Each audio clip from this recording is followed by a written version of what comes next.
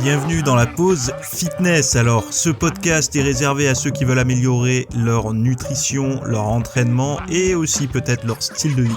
Donc, pour tous ceux qui me suivent depuis quelques temps déjà, vous pouvez me laisser une petite évaluation sur la plateforme de podcast de votre choix. C'est ce qui m'aide le plus. Allez, on démarre l'épisode.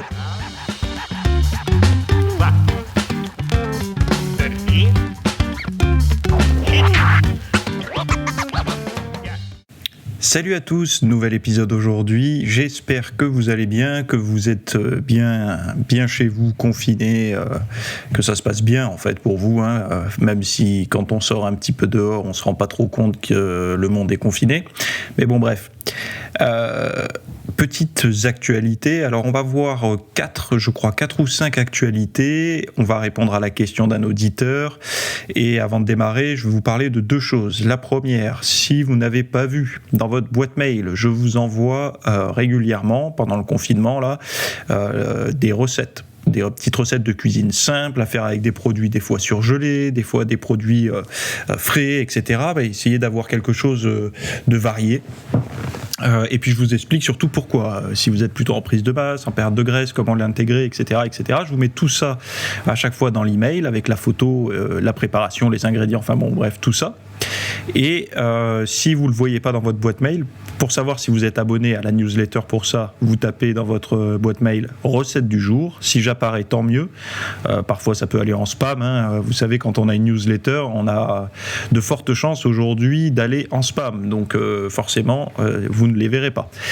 Si ce n'est pas le cas, vous tapez fitnessmith.fr/news et vous pouvez mettre votre email et comme ça, vous recevrez mes recettes.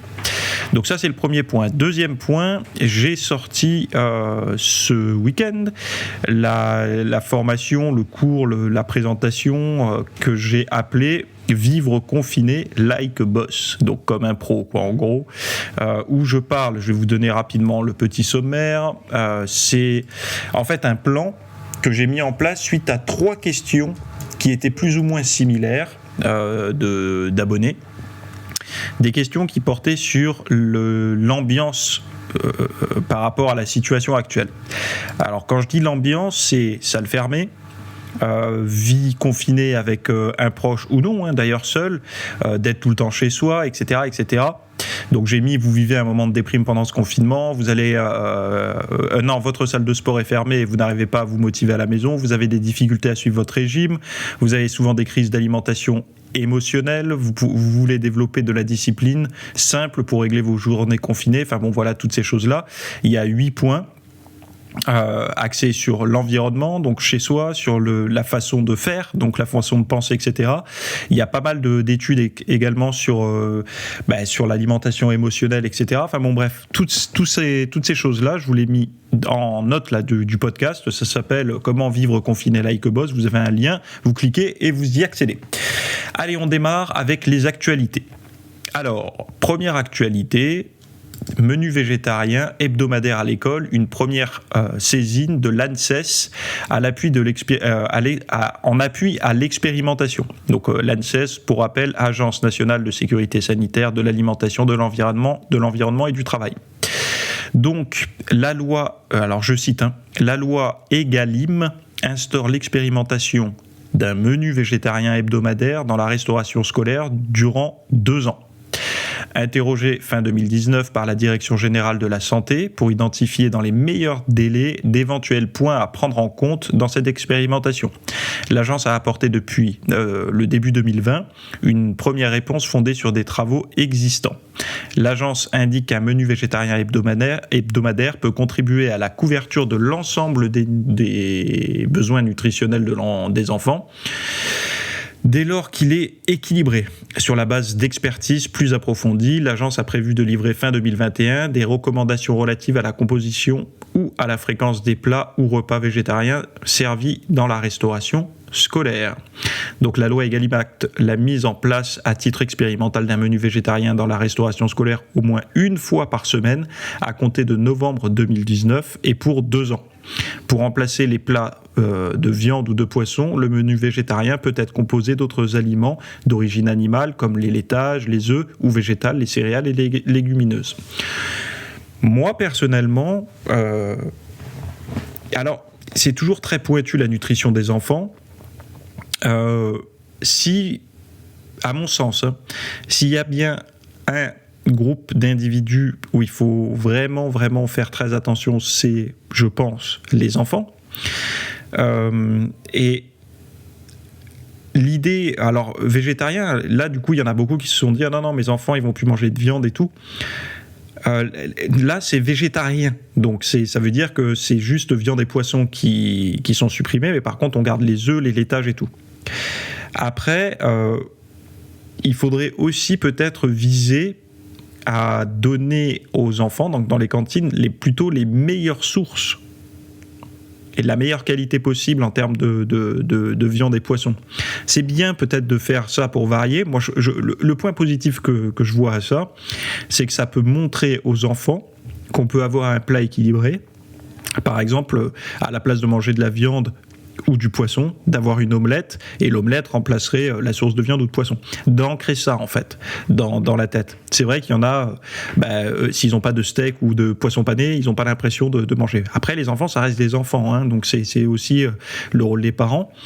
Mais si c'est correctement fait, et si la qualité est saine, c'est-à-dire que si on leur donne pas des beignets frits de tofu, des choses comme ça, pourquoi pas ? Ça peut être quand même quelque chose... moi, je le vois plus dans une optique d'éducation, finalement, d'éducation alimentaire. Mais de là à vouloir viser la 100% santé avec ça, c'est-à-dire de manger moins de viande, on ferait mieux déjà de supprimer, moi je me souviens, toutes les charcuteries et tout qu'il y avait quand j'étais à la cantine à l'école.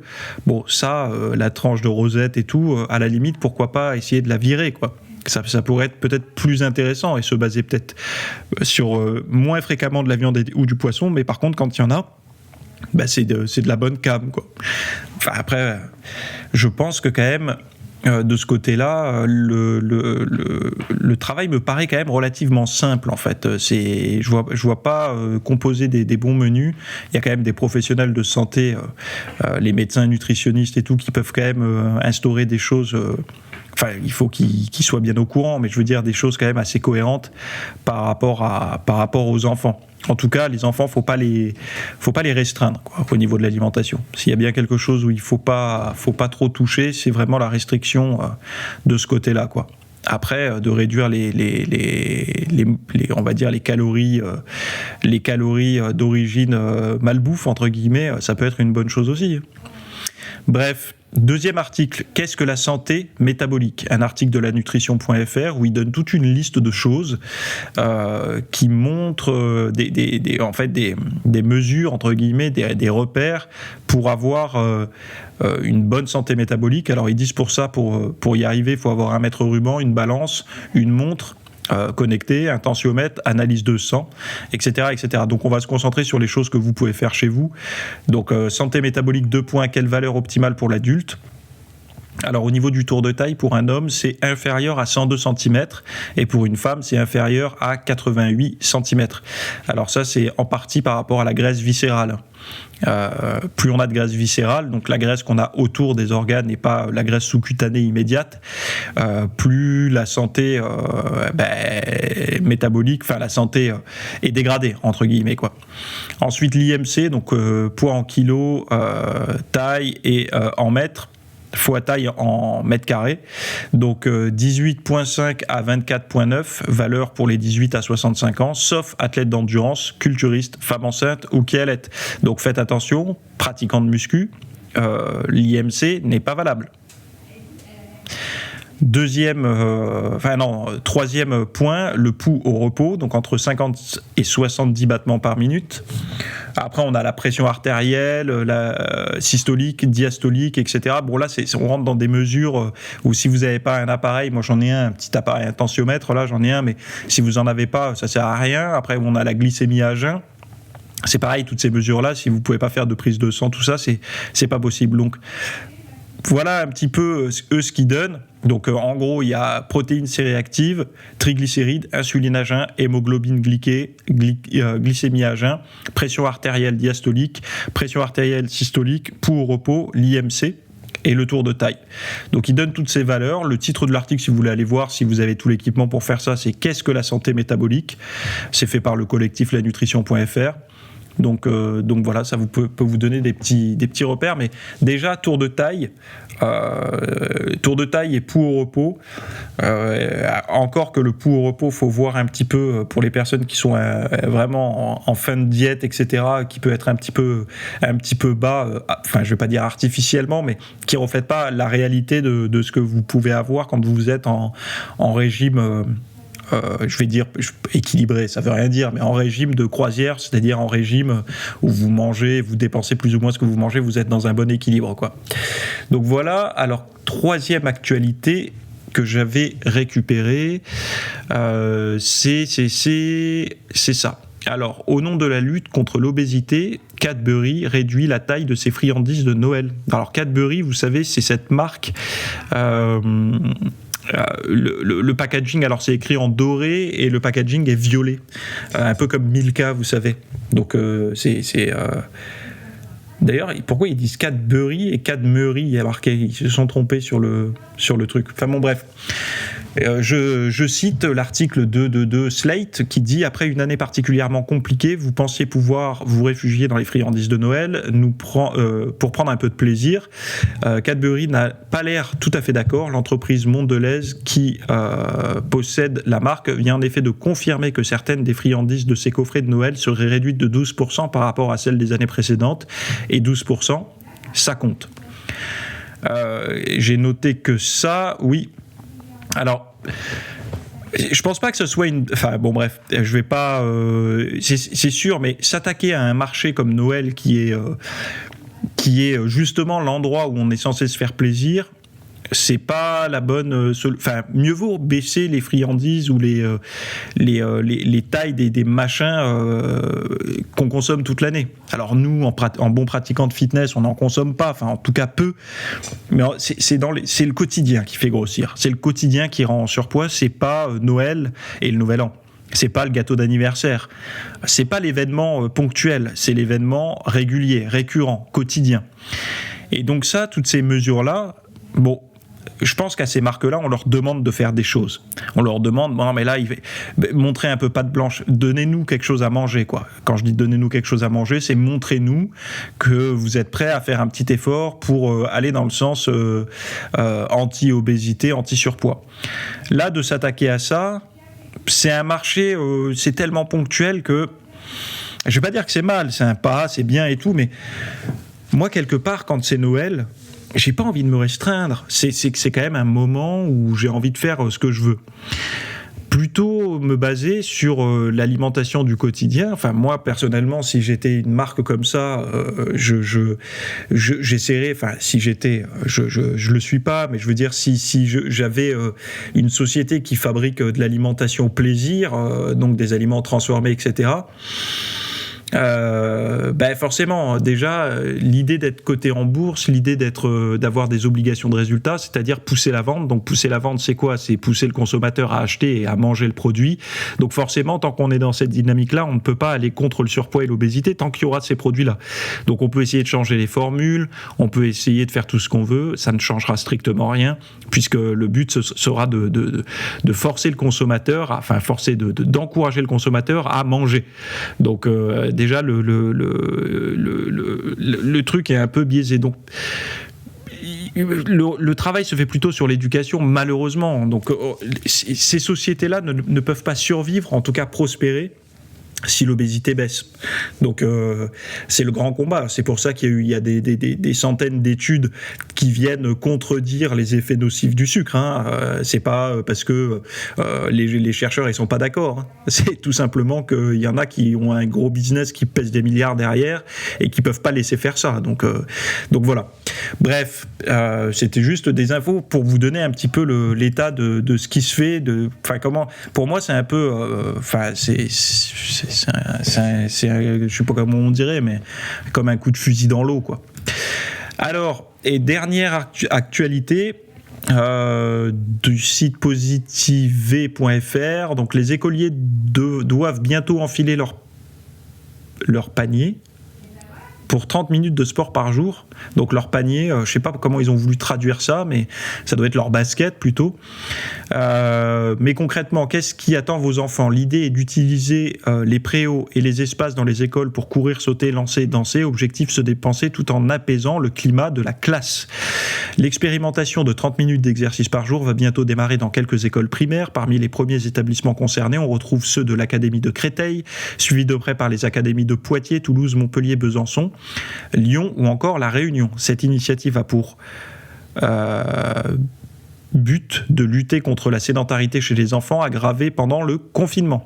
François Carré, cardiologue et médecin du sport, cité par La Voix du Nord, la sédentarité est une bombe à retardement. Le surpoids et l'obésité qui envahissent notre population, en particulier les enfants, 15% en surpoids et 4% obèses contre 3% au total dans les années 60, ne dépend pas que de la malbouffe, cela dépend aussi de l'activité physique. Oui, mais aujourd'hui, combien cèdent au smartphone ? Combien cède avant l'arrivée au collège du smartphone ? Même arrivé au collège, on parle beaucoup de tablettes et tout. Je sais, je le vois, avoir des enfants aujourd'hui, je trouve que, avant, quand il n'y avait pas les tablettes et tout, les parents, ils devaient se débrouiller autrement pour occuper les enfants. Aujourd'hui, filer une tablette à son gosse quand on est invité chez des amis, c'est un petit peu la garantie d'avoir une petite heure de tranquillité. Est-ce que c'est bien, c'est pas bien ? Être parent, c'est pas facile. Enfin, je le vois autour de moi, j'ai jamais entendu des jeunes parents me dire tu verras, c'est du gâteau. Non. Donc du coup, il y a ce côté aussi où tout ce qui l'environnement technologique instaure une forme de sédentarité. On sait que les enfants ont plein d'énergie. Moi, je le vois, j'ai 2 neveux qui débordent d'énergie. Ils ont le droit d'aller sur la tablette de temps en temps, mais par contre, ils sont dehors non-stop. C'est-à-dire que la plupart du temps, ils ont envie de jouer, ils ont envie de se dépenser, etc. Moi, je trouve que c'est une bonne idée, les 30 minutes de sport par jour, mais le souvenir que j'ai, moi, de ce qui se passait dans la cour de récréation quand j'étais à l'école primaire, il n'y avait pas de tablette, il n'y avait pas de téléphone, et déjà, je pense et j'espère que dans les écoles, les téléphones sont interdits. Enfin, je ne vois pas pourquoi un enfant devrait avoir son téléphone comme ça. Alors il y en a qui vont dire oui, mais en cas de problème, moi en cas de problème, il y a des responsables, il y a des adultes sur place, ils peuvent téléphoner aux parents. Donc les parents, oui, ayez votre téléphone avec vous au cas où votre enfant aurait un souci ou autre, mais l'enfant, il n'a pas la responsabilité de, s'il a un problème, d'appeler ses parents. Enfin, je veux dire, il est jeune quand même, il est petit. Il y a des adultes qui sont là pour ça. Et il faut, je pense, à un moment donné, leur faire confiance à ces gens-là. Mais c'est surtout que durant sous le préau et tout ça, il se passait déjà de l'activité physique. Donc c'est une bonne chose si le surpoids augmente, mais encore une fois, à l'école, d'apprendre à bouger, c'est très bien. Mais il y a aussi en fait, tout ce qu'on ne contrôle pas, malheureusement, c'est ce qui se passe à la maison. Et moi, je pense que ce serait plutôt des ateliers à faire avec les parents pour leur expliquer, peut-être leur dire que voilà ce que vous pouvez mettre en place, voilà, en fait, d'être réaliste. Parce que dès qu'on touche aux enfants, c'est sacré. Les parents, ils tapent direct sur ceux qui critiquent. Ils ont l'impression qu'on critique l'éducation qu'ils ont donnée à leurs enfants. C'est pas du tout le cas. Souvent, il y a beaucoup de personnes qui essayent plutôt d'aider. Et c'est très compliqué de se dire à un parent, votre enfant est en surpoids. De dire, ton enfant, là, il dérape, il est pas bien. Ouais, mais il a besoin de manger, il est en pleine croissance et tout ça. Oui, mais il est aussi en train de se créer un patrimoine pour l'avenir plutôt défavorable. Et ça, c'est... Enfin, le discours, les personnes, je sais pas comment on pourrait dire, c'est des intervenants pour justement avoir un bon discours, faire des réunions avec les parents. Ça pourrait être une idée, par exemple, de faire une réunion parents d'élèves avec une personne qui est compétente dans ce domaine-là, sans les enfants, et leur donner des chiffres. Si votre enfant, voilà, par rapport à sa taille, son poids, tout ça, il est plutôt en extrême haut ou extrême bas, c'est voilà ce qui risque. Et leur donner des choses claires, parce que on a du mal à s'occuper de nous-mêmes. Ça, c'est vérifié. Mais par contre, quand il s'agit des enfants et même des... Je vais aller plus loin et le parallèle, vous allez voir, il est risqué de ma part, mais il y a eu des observations qui ont été faites. Les gens s'occupent mieux des autres que d'eux-mêmes, mais pour aller plus loin, ils s'occupent mieux de leurs animaux de compagnie que d'eux-mêmes. Ils s'occupent mieux de se dire est-ce qu'il a bien pris son vermifuge, est-ce qu'il a bien été vacciné, etc., que d'eux-mêmes. Donc du coup, si les parents sont informés par des personnes compétentes sur les vrais risques à long terme du surpoids sur les enfants, sans juger leur enfant directement, mais en donnant des chiffres, des statistiques, vraiment des repères concrets, ça va peut-être les orienter et peut-être les motiver. Se dire, ok, si je continue d'agir comme ça, mon enfant, il va déraper, il va dériver, il va pas être en bonne santé. Et vous savez qu'un enfant en surpoids, les enfants entre eux, ils sont bruts de décoffrage. Un enfant en surpoids dans la cour d'école, c'est stigmatisé, c'est critiqué, il va souffrir. Enfin voilà, pensez-y à ça parce que vous avez un rôle, que vous le vouliez ou non, en étant parent, vous avez un rôle, vous pouvez l'orienter, vous pouvez l'aider, vous pouvez vraiment faire quelque chose pour lui. Ça passe par l'assiette. On a beau dire, mais quand ils disent qu'il n'y a pas que la malbouffe, ça passe par l'assiette, mais ça passe aussi par l'activité physique. Donc voilà. Moi, je trouve que c'est bien de mettre ça. Donc c'est 30 minutes de sport par jour. Mais un enfant, par observation et par vécu, j'ai quand même l'impression que les 30 minutes de dépenses physiques par jour, elles sont largement faites aujourd'hui. À moins que l'enfant soit non-stop chez lui, sur sa tablette. Et là, dans ce cas-là, moi je vois plein de problèmes par rapport à ça. Je vois le problème que c'est aussi par le sport et la comparaison avec ses copains et tout ça, le foot, le machin, le basket, le skateboard, j'en sais rien, qu'on grandit, qu'on se construit, enfin voilà. Et ça, si ça vient à manquer, je me demande quel genre d'adolescents ils vont devenir et quel genre d'adultes un peu introvertis ils vont devenir aussi. Donc voilà, je pense que oui, effectivement, on n'a pas tous la chance en fait d'avoir grandi dans un monde sans écran, sans divertissement, on va dire, sédentaire. Et je pense qu'aujourd'hui, c'est un effort que de montrer à ses enfants qu'il y a une autre façon de s'amuser. Et ça peut être un combat, mais je pense que les parents d'aujourd'hui, les parents qui ont mon âge, qui ont à peu près la trentaine, c'est les parents expérimentateurs un petit peu, les parents qui vont ou subir ou être précurseurs des bonnes habitudes pour les enfants par rapport au monde technologique, quoi. Bon voilà, je m'arrête pour ce sujet, je passe à la question de l'auditeur. La question de l'auditeur portait sur le titre du podcast d'ailleurs. Alors il m'a demandé: salut Théo, d'abord merci pour ton travail que je suis depuis de nombreuses années. Cela fait maintenant 5 ans que je m'entraîne sérieusement en musculation et j'ai atteint un bon physique. Mais depuis environ 1 an, lors de mes jours de repos, j'ai tendance à craquer plus facilement sur des aliments qu'on pourrait qualifier de malsains. Aurais-tu des conseils afin de pallier à ce problème? Par avance, merci et bonne continuation. Déjà, merci pour ton soutien. Ma réponse va se porter en plusieurs points. Déjà, la première chose, et je vais répondre très rapidement à ta question, mais la première chose, c'est que tu vois bien, tu vérifies qu'il y a une alliance directe, et ça se vérifie chez plein de personnes. Quand tu fais l'effort physique, c'est beaucoup plus facile de faire l'effort dans l'assiette. C'est-à-dire que c'est un petit peu comme les 2 roues du carrosse, ou je sais pas comment on pourrait dire, ou les 2 roues du vélo plutôt, parce que les 2 roues du carrosse, ça veut rien dire. Tu vois, c'est la première roue du vélo, c'est la nutrition, la deuxième, c'est l'entraînement. Et tu te rends bien compte que les jours où tu t'entraînes pas, c'est difficile de suivre ta diète parce que tu n'y trouves pas du sens étant donné que tu n'as pas d'entraînement. Et donc du coup, c'est un cercle vertueux que d'avoir les deux, mais un cercle vicieux que d'en avoir qu'un seul. C'est pour ça que certaines personnes s'entraînent depuis des années sans faire de diète, ils n'ont pas un super physique, et des personnes, pareil, veulent manger 100% sainement, ils n'y arrivent pas parce qu'ils ne veulent pas se mettre au sport ou pas se dépenser. Et absence de résultats, etc. Et en fait, quand tu te déconditionnes d'une chose, l'autre suit en général. C'est-à-dire que quand tu es en vacances, quand tu t'entraînes pas, les vacances c'est particulier parce que c'est un moment de détente et c'est justement un moment où moi j'encourage à se faire plaisir, mais quand tu es en repos, donc on va partir du principe que tes jours de repos c'est le samedi et le dimanche, admettons, c'est aussi qui d'autre que toi mérite plus que de se faire plaisir. tu as travaillé dur toute la semaine, donc ton emploi, tu as travaillé dur toute la semaine, tes entraînements, tu as mangé sainement toute la semaine au niveau diététique, enfin je veux dire, tu as fait ce qu'il fallait, tu as le droit de te faire plaisir le week-end. Après, il ne faut pas qu'il y ait d'abus. Les abus, en fait, c'est quand tu tombes dans la spirale où tout ce que tu vas mettre dans ta bouche durant le week-end, ça va être de la mauvaise qualité. Et là, il faut que tu hiérarchises. C'est-à-dire qu'il y a des moments, tu vas voir qu'il y a des moments de la journée où tu prends plus ton pied que d'autres à manger.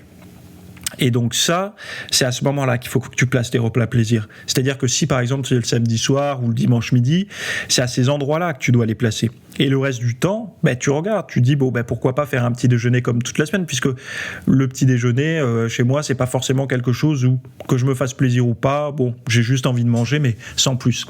Et c'est là où justement il faut faire le distinguo entre des vrais moments de plaisir et des moments où c'est là, les aliments plaisir sont dans le frigo parce que je les ai prévus pour le week-end, alors je vais les manger. Il faut faire attention. Deuxième point important de ma réponse, c'est la qualité de ta nutrition, la densité de ta nutrition tout le reste de la semaine. Beaucoup de personnes, quand ils se mettent à manger sainement, ils se mettent à manger fadement. Fadement, ça veut dire qu'ils ont ancré dans leur tête que manger sainement, c'est manger fade. Donc du coup, dès qu'ils ont un petit peu de goût, un petit peu de saveur dans leur diète, pour eux, ils ne sont plus à la diète. C'est faux. C'est-à-dire que peut-être qu'avec les années, ça fait 5 ans que tu t'entraînes sérieusement et que tu fais une bonne diète, j'imagine. Dis-toi bien une chose, c'est que tu peux manger sainement des aliments qui te plaisent. Et donc du coup, si tu as une dose de plaisir par les aliments sains durant toute ta semaine, donc si tu aimes, ou en tout cas si tu apprécies, je dis pas que c'est la fête, mais si tu apprécies ce que tu manges du lundi au vendredi, tu auras moins l'impression de devoir vite pendant 2 jours du week-end faire le plein d'aliments plaisir, parce que finalement la diète que tu as la semaine, elle n'est pas incohérente avec tes plaisirs. Et ça, c'est important parce que beaucoup de personnes, encore une fois, je me répète, mais beaucoup de personnes sont dans une nutrition fade. Et la nutrition fade, c'est pas quelque chose qu'il faut avoir si on veut tenir sur le long terme. Après, tu peux tout simplement faire tes jours de repos pour te conditionner en fait à tenir un petit peu plus la diète, te faire par exemple 30 minutes de vélo d'appartement ou quelques pompes, quelques abdos, des choses comme ça, pas quelque chose qui va impacter ta récupération, donc pas un entraînement lourd, pas des entraînements super intenses, mais quelque chose qui pourra te faire bouger. Et le simple fait de bouger ou d'aller marcher ou de faire un peu de cardio de basse intensité, ça te permettra de donner un ton à ta journée, un ton positif où tu te diras je mérite bien mon repas plaisir de ce soir, mais également j'ai pas envie de tout gâcher en mangeant mal du matin au soir. Donc moi, c'est comme ça que je vois les choses, pour allier plaisir et efficacité si on veut rester en forme toute l'année et pendant des années. Donc voilà ma réponse par rapport à ta question. Ne te blâme pas trop si c'est juste 2 repas, que tu fais un peu de triche, comme on dit aujourd'hui, ou des repas plaisir que tu te fais le week-end. Pourquoi pas ? Ne crois pas ceux qui disent qu'ils trichent jamais. Ne crois pas ceux qui disent qu'ils ne craquent jamais sur un aliment plaisir. Je te le dis parce que soit c'est des gens qui réellement ont une pathologie de type TCA et vraiment là ça devient pathologique, donc c'est pas sain. Et ces personnes-là, faut les aider, faut qu'elles se fassent aider ou faut les aider. Soit ce sont des personnes qui en fait pensent être à la diète mais elles le sont pas du tout. Et donc du coup, évidemment, elles n'ont pas l'impression d'avoir besoin de repas plaisir puisqu'elles ne sont pas à la diète. C'est-à-dire qu'elles ne font pas. Et ça, on le retrouve souvent. Beaucoup de personnes, tu verras dans ton entourage, qui sont pas forcément du monde du sport ou quoi, vont te dire mais moi je mange sainement tout le temps, j'adore manger des légumineuses, des choses comme ça. Mais en fait, tu te rends compte que quand tu observes un petit peu leur diète, elles ont aussi des plats transformés plein le frigo et plein le congèle. Elles se mangent régulièrement un petit sandwich, une pizza ou quoi quand ça traîne et qu'elles n'ont pas le temps. Et finalement, évidemment, ces personnes-là, elles n'ont pas l'envie ni le besoin de se faire plaisir le week-end puisque quand elles en ont envie, elles sortent ce qu'il faut du frigo et puis elles mangent quoi. Donc voilà, fais-toi déjà, mets-toi un petit peu, prends un peu de recul par rapport à ça. Si tu as un bon physique et que on va dire que 90% de la semaine t'es clean avec toi-même, avec ta diète, peut-être que tu mérites aussi ces 10% de plaisir. Il faut peut-être que tu sois un peu plus cohérent par rapport à ça. La vie, c'est pas non plus que des contraintes, que des contraintes alimentaires, que de la discipline. C'est de la discipline effectivement, mais il y a une part de plaisir. Et si tu veux tenir sur la durée, il faut désirer ces moments-là, si tu veux. C'est un petit peu comme j'en parle très souvent de cet exemple de Noël. Si Noël était tous les jours, ça nous lasserait, on pourrait plus s'en passer, mais on aurait une accoutumance, mais on pourrait plus s'en passer si on nous le supprimait. mais il y aurait absence de désir et tout ça, on serait dans l'addiction aux petits plaisirs de Noël, aux cadeaux de Noël, à la bouffe de Noël. Mais par contre, voilà, si on nous le supprimerait, on s'en rendrait vraiment compte. Et le but, c'est de voir un petit peu le plaisir comme Noël. Noël, c'est ponctuel. On a un désir toute l'année, quand on est enfant, je parle. On a un désir toute l'année d'arriver à cette date-là, ou de l'anniversaire, pour avoir les cadeaux, pour avoir, je sais pas, un bon repas, etc. Et en fait, à petite échelle, c'est un petit peu la même chose sur 7 jours. C'est-à-dire qu'on doit désirer ces moments-là. On sait comment on va se faire plaisir, on sait avec qui on va se faire plaisir, etc. C'est un moment qu'on partage, où on mange des choses, on sait qu'elles sont pas saines pour nous, mais on a transpiré toute la semaine pour ça. Moi, je trouve ça sain comme comportement. Et même si certains diront c'est une stratégie de compensation, moi, je pars du principe que sans cette stratégie entre guillemets de compensation, c'est-à-dire de bouger toute la semaine, qui d'autre qu'un sportif comme toi, qui fait attention à ce qu'il fait de sa vie, en tout cas au niveau de sa santé, qui d'autre que toi peut plus se faire plaisir en fait, tu vois, c'est pas celui qui fout rien et qui dit moi j'ai une nutrition instinctive où je bouffe des M&M's et des pizzas tous les jours. Lui non, enfin je suis obligé de dire que c'est pas possible, c'est incohérent, même si c'est pas moral ou pas politiquement correct. Mais je suis obligé de dire que la stratégie que toi tu utilises, elle me paraît quand même beaucoup plus cohérente que l'inverse. Et le seul truc qui n'est pas cohérent, c'est de culpabiliser par rapport à ton alimentation malsaine de temps en temps quand tu t'entraînes pas. Tu vois, il faut s'équilibrer. Voilà. Moi, j'essaye vraiment je sais que c'est pas politiquement correct de dire ça, mais malheureusement, c'est, je pense, la meilleure solution. Bref, je m'arrête ici. Si tu as envie d'aller plus loin, va voir le lien là, comment vivre confiné like a boss, que tu as le lien là dans les notes de l'émission, tu glisses dessous, là si tu es sur YouTube, c'est dans la description, enfin bon bref. Et donc voilà, tu as aussi le lien pour la recette du jour. Je m'arrête ici. Très bonne semaine à tous. Bye bye.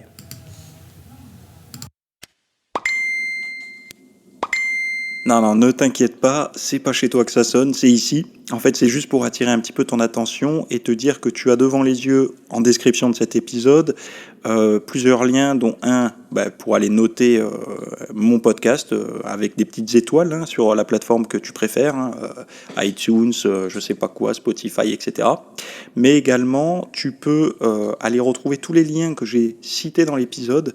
J'ai essayé de faire des descriptions avec tous les liens, comme ça au moins ça vous donne des accès directs à toi et à tous ceux qui m'écoutent, de manière à pouvoir trouver directement le contenu. Donc voilà, j'espère que cet épisode t'a plu. N'hésite pas à t'abonner sur la plateforme de podcast que tu préfères. Et c'est toutes les semaines à 8h du matin, le mardi. Bye bye.